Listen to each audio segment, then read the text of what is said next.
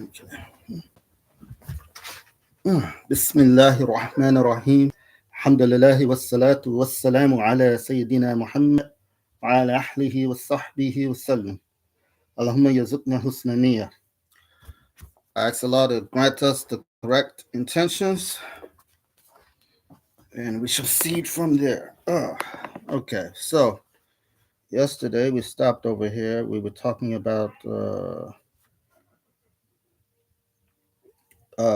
the blasphemy of Ibn Taymiyyah and that he said that the hellfire would cease to exist. And like him was his student. He had a very famous student. This is another person.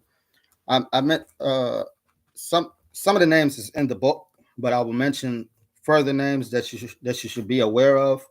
So when you can't get into contact with these, you'll recognize them, inshallah. And I'm gonna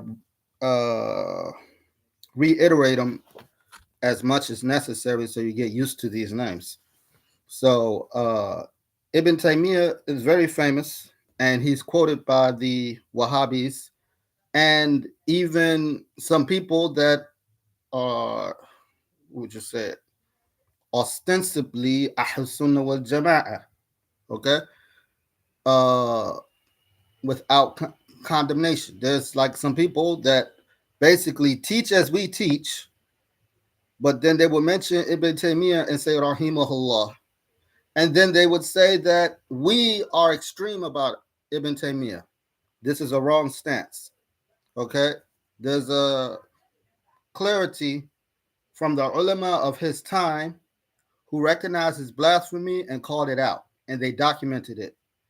Okay? And he's documented it. He's documented his blasphemy in his books. And the ulama documented the clarification of his blasphemy. And so there's no reason to be neutral about Ibn Taymiyyah. But unfortunately, you have people that take these oddball stances these days. And so, due to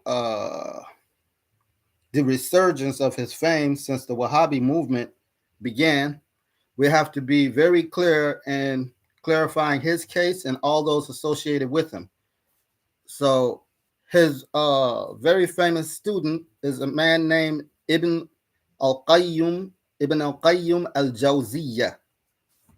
So Ibn al-Qayyim al-Jawziyah, he's a very famous student of Ibn Taymiyyah, and they said concerning him that they used to call him like the shadow of Ibn Taymiyyah. They say basically whatever misguidance Ibn Taymiyyah adopted, he adopted. Not all of his students were like this, okay? And he has several famous students. So I'm going to mention some of them now. So Ibn al-Qayyim al-Jawziyah is someone that you'll have the Wahhabis and the like quoting, okay? So you'll hear, like an example, one of the famous Wahhabi teachers is, what's that man name? Umar Suleiman. You might see him. And he gives, mashallah, he gives very good sounding speech. But then you hear him quoting Ibn Taymiyyah, you hear him quoting Ibn al-Qayyim al-Jawziyah. Okay, these people, why are you quoting them, Yani? Why are you calling people to them? This is why we talk about quoting them. They're not just quoting them because we quote them and quote them for refutation, but they quote them in admiration and call people to them. And they're not clarifying that these people are misguided because they don't recognize that they're misguided. Okay, so Ibn al-Qayyim al-Jawziyah, he also adopted this belief that hellfire will cease to exist. Anybody who believes that hellfire will cease to exist has blasphemed. They do not believe the words of Allah Azza wa Jal and the statements of the Messenger of Allah Sallallahu Alaihi Wasallam, because it came into the religion that the people of paradise will be in paradise forever without end, and the people of hellfire will be in hellfire without end. And like I said, there are other students that are famous of Ibn Taymiyyah. Another one is Ibn Kathir. Okay. Now his case is what you would call, he didn't follow Ibn Taymiyyah in everything, but he did adopt some blasphemous belief. So I'm not sure if your mother has the collection, because I had the Ibn Kathir collection of Tafsir, the translation by the Wahhabis. I read the whole thing. It's like maybe 10 volumes. It's a lot of volumes. I read the whole thing. Okay, this was before I was learned, but I still was Ahlus Sunnah, but I didn't realize how devious the Wahhabis were back then. Okay, so I read the whole thing. But in his tafsir, while there's beneficial information in there, okay, there's a couple of things problematic with this translation of his tafsir. One is they call it an abridged translation, right? And do you know what abridged means? Shorter. Sort of. What does sort of mean? I know what sort of means, but Shorter. what do you mean by sort of is what I'm saying. Like compressed. Okay, yeah, that's kind of right. Basically, it's another way of saying summarized. Okay, so it's not a complete translation. It's it's a summarized translation. But what they did, because like I said, Ibn Taymiyyah didn't follow him in everything of his misguidance. So Ibn Taymiyyah has some things in there that's against the misguidance of Ibn Taymiyyah, right? So they did their best to hide a lot of that. Furthermore, um, Yani, he does have misguidance in there. Alhamdulillah, it didn't affect me. You know what I'm saying? But I would suggest that I don't know. Yeah, I gotta ask your mother what she did with that. Like, is it at your grandmother's house? Do she have it? What's going on? I don't know what happened to this collection. It was like 10 volumes. Uh, we gotta do something with that. Um,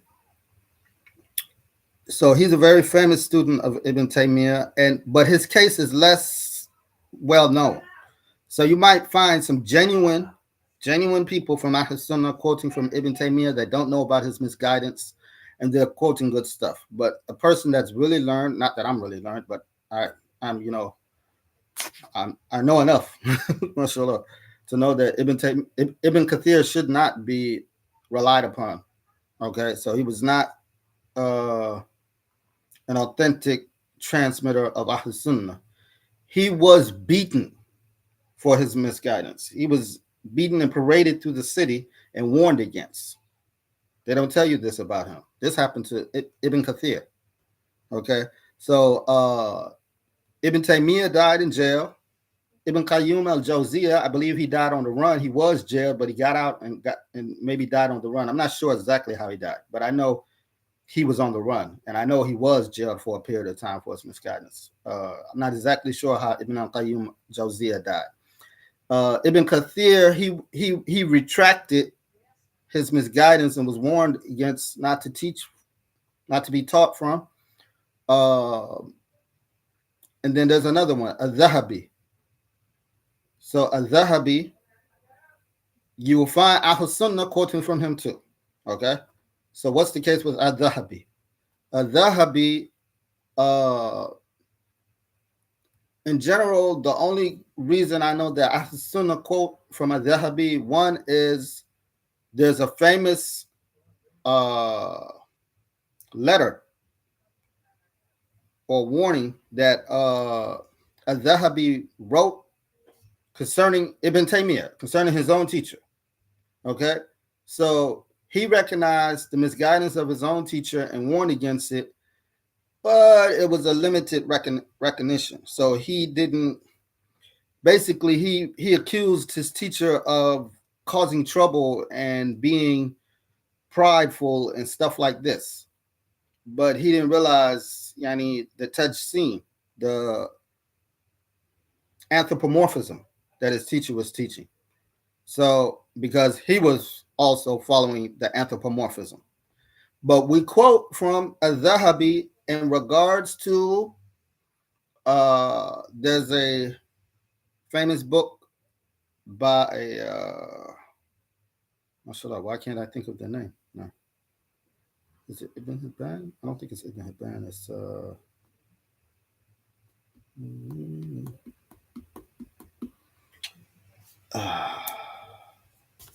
my mind went blank. But I'm going to tell you about the book since I can't think of the name of the book or the name of the scholar. But there's a scholar who wrote a book, whereas the purpose of this book was to the Mustadrak. That's the name of the book. The name of the book is Al Mustadrak. So this book, Al Mustadrak, the purpose of the scholar when he wrote this book was to gather the ahadith that met the conditions of Imam Muslim or Imam al-Bukhari that they did not narrate in their books. Okay, so he wrote this volume for that purpose. So any hadith that met their condition that they did not document, he decided that he would document it. So he was writing this book and he died before he completed the which we call the editing of the book. So Al-Zahabi came and he studied the book, and he was, even though he was a deviant, he was learned in the hadith science. So what the scholar said concerning Al-Zahabi in regards to his critique of the book, so to say, is that if he says that if he says that a hadith in Al-Mustadrak is sahih, then it's sahih. Okay, so if he agrees with the I want to say the Imam name is Al-Hakim. Al-Hakim wrote Al-Mustadrak, right? Yeah, I think his name is Al-Hakim. We'll check. But so if he agrees with this Imam and says, yes, this is Sahih, then we say it's Sahih. That's the extent of it, of our use of Al-Dhahabi. So you have people with that would say this was narrated in Al-Mustadrak and Al-Dhahabi said it's Sahih. That's it. That's the only thing I know that we use Al-Dhahabi for. And other than that, he has some historical, because he has a book about historical figures. So you might have someone quote something from his accounts concerning historical figures, and that's limited in its scope.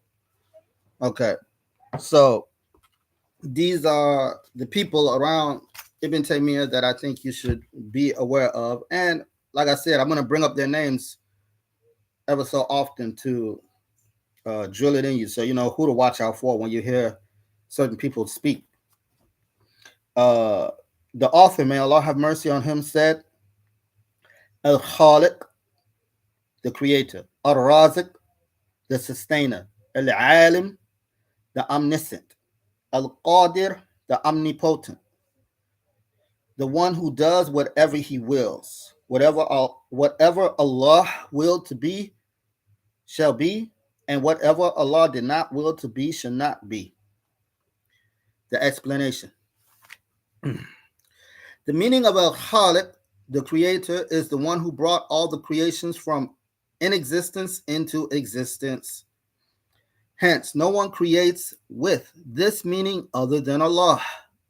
Thus, other than Allah became existent. What? Thus, other than Allah became existent by Allah creating it. Okay, that's worded weird. So whatever is other than Allah, it only became existent by Allah creating it. That's what it's saying. Creating is bringing from inexistence into existence. And by inexistence, usually we say non-existence, something that is brought from non-existence into existence. And there's no creator other than Allah. Allah said, قُلِ اللَّهُ خَالِقُ كُلِّ شَيْءٍ. That's Surah Ar-Ra'd. The verse means say. Allah is the creator of everything. The term shay, meaning thing, mentioned in this verse is inclusive of both entities and deeds. Okay. So when we say that it is in reference to both entities and deeds, we're making this clear because the Mu'tazila, okay, that we mentioned them before, right? This is a group that denies, they have several blasphemies associated with them. Amongst those blasphemies associated with them is they are a group of the Qadariya that they say that we create our own deeds, right? So when they read the verse, Allah khalaqa kulli shay, right? They understand that Allah only created the entities, okay? And they're saying shay only means entities. And we say shay means entities and the deeds, okay? And basically, shay means whatever exists, a thing. A thing basically is a, a shay, okay? Even, okay, there's only one thing that could be or one existent, yeah, one existent thing, one thing that is existent that could be referred to as shay that we do not say is created. Do you know what that is?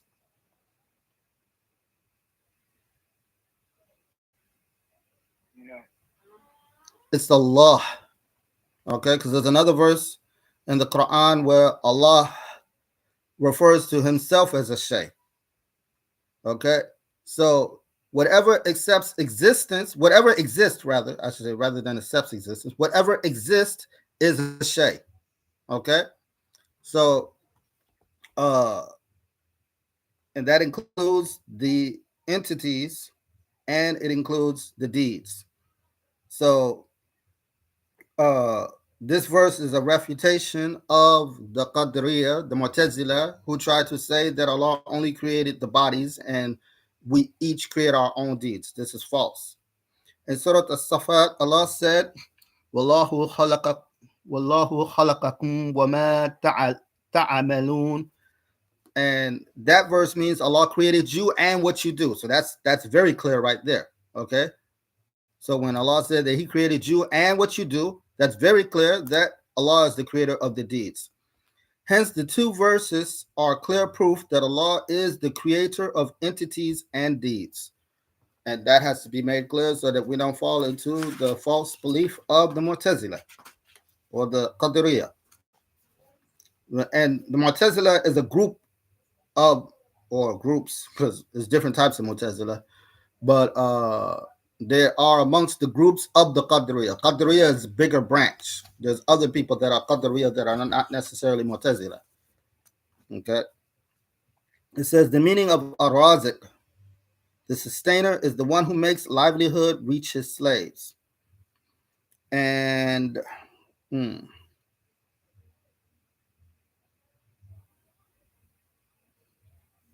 okay, they got a footnote I need to look at. Okay, before I go into this, there was a footnote. Let me see. Okay, the first footnote was saying that the first verse that we mentioned was from Surah Ar-Ra'd, ayat 16. The second footnote they have is for that statement that I said in the verse is inclusive. The term shay, meaning thing, mentioned in the verse is inclusive of both entities and deeds. Okay, they have a footnote where they're quoting Arazi. Arazi is a scholar, an interpreter of the Quran. He was known as Fakhruddin Razi. Okay, he said in interpreting the verse, there's no doubt that the action of the slave is referred to as a shay. Hence, the creator of it is Allah. And then they have a third footnote. The third footnote is for Surah As-Safat, which is verse 96. That's the Wallahu khalaqakum wa ma ta'amilun, that Allah created you and what you do. And then we got a fourth footnote coming up at the end of the page. But Arazik is the one who makes livelihood reaches his slaves. When we say that Allah makes the livelihood reaches the slave, this includes both the halal and the haram. Okay? So whether your livelihood is by halal means or haram means, the only way you got it is Allah made it reach you. Okay? But you can only, but you have a choice in partaking of it. So because of your choice in whether or not to partake of the halal or haram is whether or not you get rewarded or punished. Okay, so if you take of the halal means you're rewarded for that. because you, like, let's say you had a choice between halal and haram, and you said, no, I don't want the haram, I want the halal to obey Allah. Okay, not just because maybe it tastes better, but just it could taste worse than the haram. Okay, but you ate from it because you knew it was halal. Then you get a reward for that. Uh,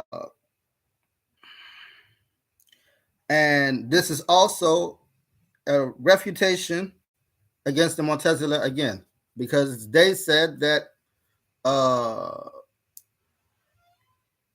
like, they denied that Allah provides the haram. Basically, they say if you acquire the haram, then you provide it for yourself. So as if someone was able to acquire sustenance without the will of Allah. Okay, and we say the only way you acquire any sustenance is by the will of Allah. Allah provides all sustenance, basically. Okay, so let me see. I gotta try to wrap up in 10 minutes. Mashallah. Okay, so we're at. You got any question pertaining to that? No. Okay, so let's see. We're at the meaning of al-alim. The meaning of al-alim, the omniscient, is the one who is attributed with the eternal and everlasting attribute of knowledge that does not change, increase, decrease, or get renewed. He is the knowledgeable, not like other knowledgeable beings, because his knowledge is eternal and the knowledge of others is originated. So when we say that the attribute of knowledge that does not change, meaning like Allah's knowledge is without change, right? And we go on further to qualify that change. We say it does not increase. So he doesn't learn something he didn't know. Like our knowledge increases, right? By us learning something. And it doesn't decrease. He doesn't forget something he knows. And it doesn't get renewed. Like he doesn't have to remember something he forgot or something like this. Okay? So he is knowledgeable and his knowledge does not change in any way. Okay? He knows everything that is to be known. Okay? Uh and there's no secret that he does not know. And it says he is knowledgeable not like other knowledgeable beings because his knowledge is eternal. So when we say eternal, that means it's without a beginning. He knew everything. Like he knew that this moment was going to happen at this time, way back in eternity, before he even created the heavens and the earth. Okay? And the knowledge of others is originated. That's our knowledge. Our knowledge, it comes with time. Like perhaps I mentioned something, subhanAllah, that you didn't know until I mentioned it just now. Bismillah. So now we go on. The meaning of Al-Qadir, the omnipotent, is the one attributed with the consummate power. MashaAllah. It says, the power of Allah is an eternal and everlasting attribute by which Allah produces an effect on the contingent beings, i.e., anything whose existence at one time and inexistence at another is intellectually possible. Okay, mashallah. By his power, Allah makes things exist and he makes them cease to exist. Al-Qadir or Al-Qadir has the same meaning. However, the term Al-Qadir is ablagh, and that's where the footnote comes in. It says when we attribute that to Allah, the two terms have the same meaning. It means that Allah's power is comprehensive to all. Linguistically, in the Arabic language, the terms differ slightly, but when attributed to Allah, the meaning is the same. Okay, to get more further. So Al-Qadir is like Al-Qadir is like a exaggerated form of Al-Qadir. So it's like two different forms of the same word. One word is more emphasizing. So it's as if you want to say, if like Al-Qadir is essentially sounding like it's more powerful than Al-Qadir. Like Al-Qadir is the powerful, and Al-Qadir is the more powerful. But in regards to Allah, it means the same thing. Okay, like it's not really a difference in reference to Allah. Uh, so when it says that it produces an effect on the contingent beings, okay, what we're saying, okay, Allah's power is related to the things that are intellectual possibilities. That's what it's saying right here. Okay, I just said it in different words. Okay, but it kind of went there one time. Okay, so something that accepts to exist at one time or not to exist at another time, these are the things that are subject to the power of Allah, because Allah's power is related to bringing things into existence or taking them out of existence. So there are three judgments of the mind.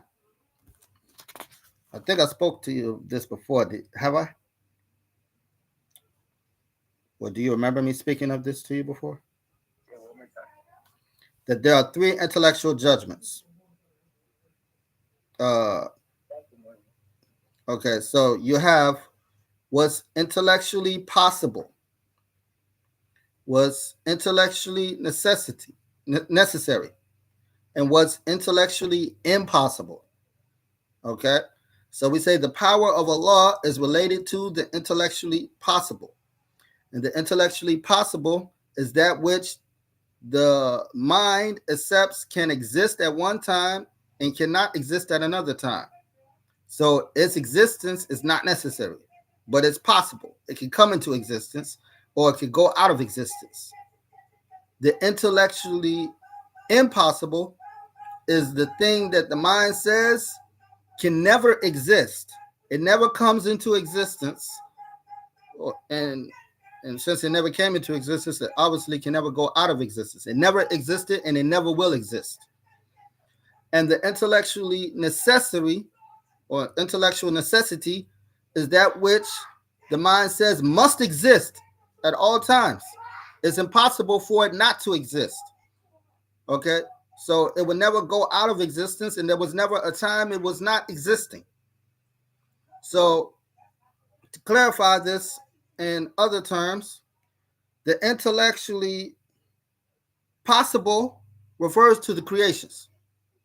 Okay, so all of the creations are intellectually possible. And then their existence is confirmed by coming into creation, etc. Okay? Whereas the intellectually impossible is that which does not accept existence. Something like this is like another God. It is impossible that there would be a God other than God existing. So only God, the only God to exist is Allah Azza wa Jal. And He has no others like Him. Okay? And the intellectual necessity is that which must exist, which is God. Okay? So Allah must exist, and it's impossible for Him not to exist. Okay? So we said that the power of Allah is only related to the intellectually possible. Okay? So that means Allah either with His power, He either brings the intellectually impossible into existence or takes them out of existence. Okay? It's not related to the intellectual impossibility. Okay? And what's that? That's like another God. Or to give you another example of an intellectual impossibility, could you be the father of your mother? No. Right. Okay, that's intellectually impossible. Okay. So like this, okay, uh there's no possibility for the existence of the intellectually impossible. So from this, knowing these is, mashallah, these are jewels for Ahl Sunnah, because you have what's called the atheist, right? The atheist, they come to you, they say to you, okay, they will say to you, you say God has power over everything, right? You say, yeah. Okay. This is a general true statement, but it has a specification. Okay. The specification is the thing. What is a thing? A thing is something that actually exists. Okay, so when they come to you and they say to you, uh, you say God has power over everything. You say yes, right? Then they say to you, well, can God create another God like Himself? You don't answer yes, and you don't answer no. No matter why, because if you say yes, as if you're saying that God can, that there can be another God. You know what I'm saying? And that God can be created. Whereas God, by definition, is not created, and there could be none other like God. So that's a false uh, suggestion. Mashallah, it's a perversion of thought. It's an absurdity. It's an absurd claim. Okay, so we reject this wholeheartedly, right? But you don't say no neither. Why? Because if you say no, it's as if you're attributing weakness to Allah Azza wa Jal. We don't attribute weakness to Allah Azza wa Jal. Rather, you say this is an intellectual impossibility, or you say that uh, the power of Allah is not related to that. Okay, like it's like like how, mashallah. Well, maybe you don't. You haven't. You're only 14. I don't think you applied for any jobs yet, but maybe you've seen it on applications. They have on applications. They might tell you to put not applicable. Okay, that's what this question is. This question is not applicable. They're asking you an absurd question. Okay, we don't answer absurdities. Okay, to try to make the question a yes or no, they're trying to make you blaspheme by saying yes or no, and we don't accept that. That's rejected. Okay, so mashallah, it's an absurd question, and it also proves the fact, like maybe in school they tell you there's no such thing as a stupid question. That's a stupid question. To ask if God could create another God is a stupid question, because a God by definition is not created. So asking if God could create another God is a stupid question. Okay. Uh uh hmm. Okay, we're gonna stop here for now because it's about that time I gotta get ready to go to work. And I'm gonna end it here, but we're gonna come back and finish talking about these intellectual judgments and more clarity in the next class. Be Allah. Any questions? No. All right. All right. Let's say tahlil. La ilaha illallah. La ilaha illallah. La ilaha illallah. اللهم صل على سيدنا محمد وعلى أهله وصحبه وسلم. اللهم صل على سيدنا محمد وعلى أهله وصحبه وسلم. اللهم صل على سيدنا محمد وعلى أهله وصحبه وسلم. رب اغفر لي للمؤمنين والمؤمنات. رب اغفر لي للمؤمنين والمؤمنات. رب اغفر لي للمؤمنين والمؤمنات.